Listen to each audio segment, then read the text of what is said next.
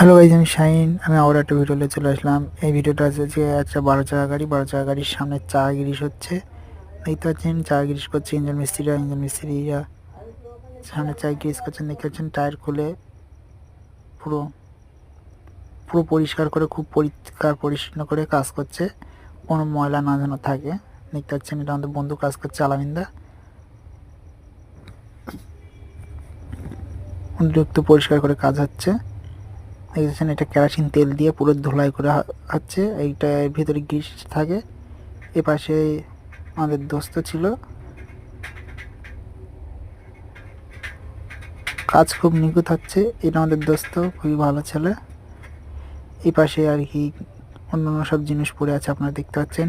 চাকার সামনের এই সামনে চাকা পড়ে আছে, এই পাশে ড্রাম পড়ে আছে। এদিকে দুটো চাকা দিয়ে সামনে যোগান করে দেওয়া হয়েছে, কোনোভাবে না যেন গাড়িটা না যেন পড়ে যায়। জগের থেকে এই পাশে দেখতে পাচ্ছেন হব পড়ে আছে, ড্রাম পড়ে আছে, টিয়ারিং সব পড়ে আছে। এই পাশে সব খুলে রাখা হয়েছে। এই যে এক সাইডের হব, এক সাইডের ড্রাম, আর এই সাইডে এই দুটো আছে।